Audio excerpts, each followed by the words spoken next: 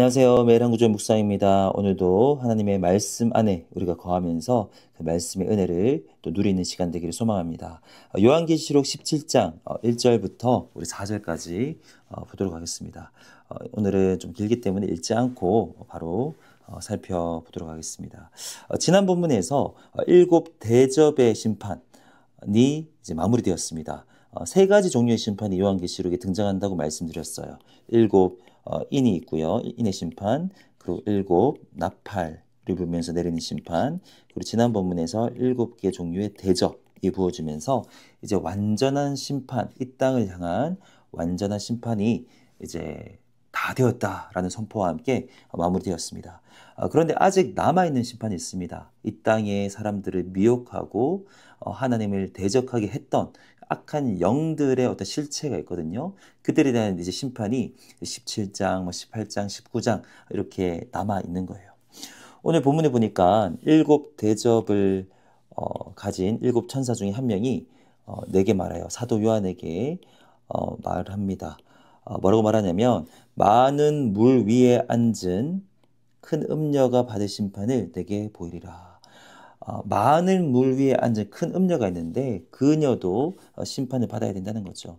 오늘 17장에 등장하는 주요 캐릭터가 큰 음녀입니다. 이 음녀가 누구인지 한번 살펴보도록 하겠습니다. 많은 물 위에 앉아있다 그랬는데 여기서 많은 물을 17장 후반부 제 기억에 15절로 기억을 하는데요. 그 많은 물이 무엇을 가리키는가? 그냥 온 땅을 가리키는 것이다. 온 땅과 족속과 민족과 방언. 항상 요한계시록에는 이런 또 사중 구조가 있어요. 민족과 방언과 족속과 이렇게 사방, 그러니까 온 땅을 가리키는 어떤 그런 온 땅을 상징하기 위해서 사중적으로 표현을 하는데 여기서 물 위는 온 땅입니다. 온 땅 위에 앉아 있는 큰 음녀가 이제 심판을 받게 될 거라는 거죠.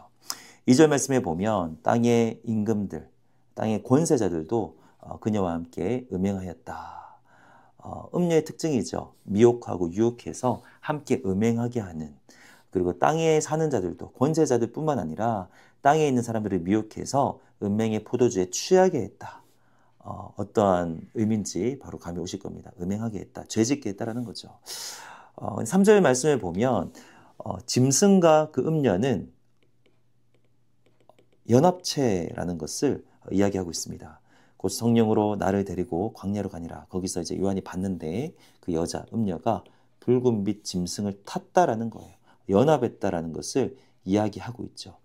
짐승 기억나시나요? 요한계시록 13장에 짐승이 등장을 했습니다. 666 그리스도를 흉내내지만 또 거기에 다다를 수 없는 존재, 그리고 사단인 용에게 권세를 받아서 이렇게 그리스도인들을 핍박하는 존재, 그리고 이것은 다른 성경에서는 적그리스도라는 표현으로 등장을 한다고 말씀드렸습니다. 짐승은 이렇게 이해를 하시면 됩니다. 정치, 그리고 군사적 권력자, 그리고 이들은 항상 그리스도인들을 핍박합니다. 글씨가 자꾸 문제가 있네요. 핍박하고 또 박해하면서 그리스도인들을 박해한다라는 거죠. 이 짐승은 마지막 때에 있을 특정한 적그리스도를 이야기하죠. 그런데 또 요한 1서의 표현을 보면 많은 적그리스도들이 있었다. 그래서 역사 가운데 이 짐승의 역할을 하는 존재들은 항상 간헐적으로 등장을 한다라는 겁니다.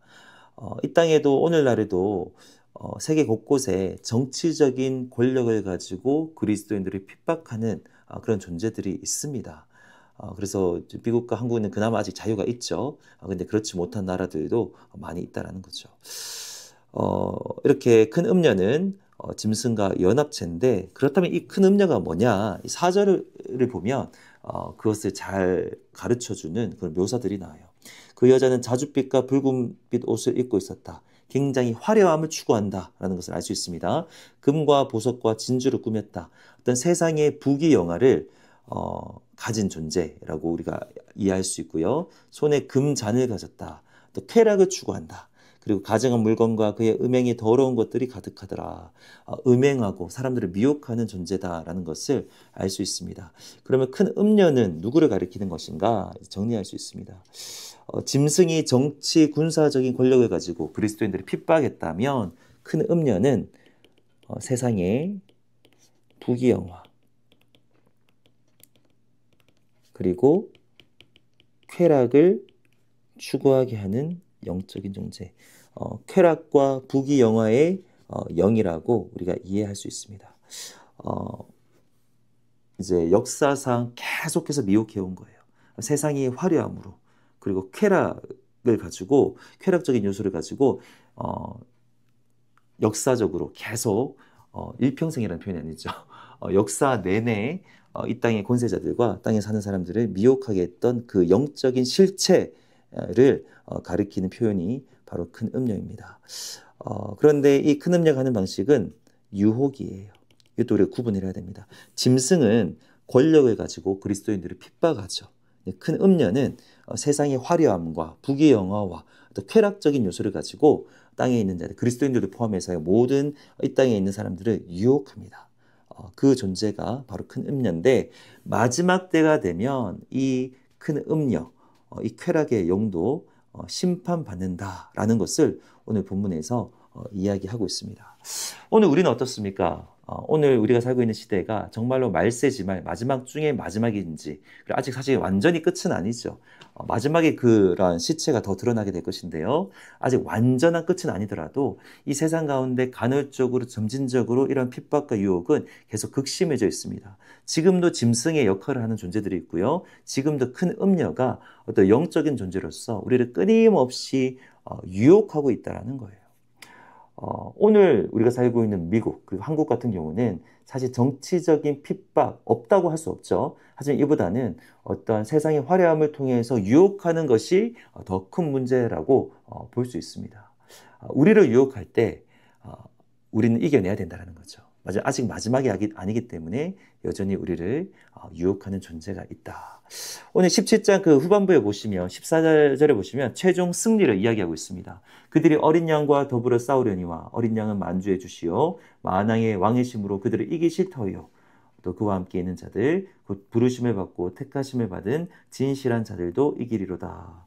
이 악한 연합체들은 예수님을 대적합니다. 하지만 예수님을 이길 수 없죠. 예수님은 주님이시고 만왕의 왕이시거든요.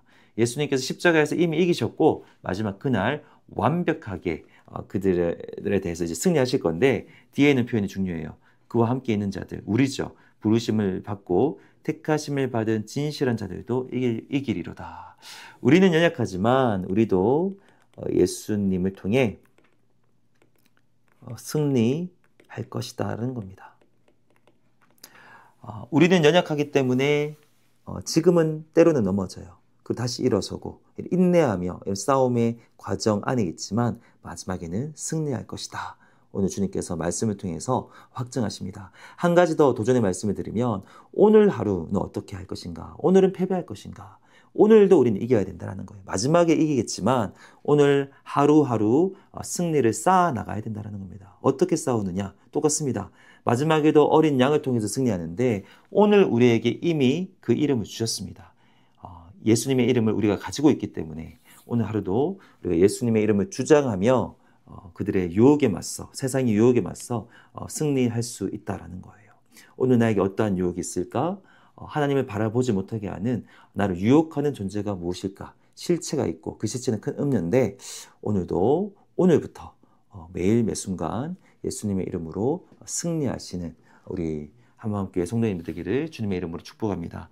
하나님 아버지 감사합니다. 오늘 그 큰 음료의 실체에 대해서 우리가 살펴봤고 최종 승리를 오늘 말씀을 통해서 우리가 함께 들었습니다. 주님 마지막 그날에 온전히 승리할 것을 믿고 신뢰하며 나아가게 해주시고 더 나아가서 오늘 하루도 그 유혹과 그 영적인 싸움에서 지지 않고 승리하는 우리 모두가 되게 하여 주시옵소서. 예수님의 이름으로 기도합니다. 아멘.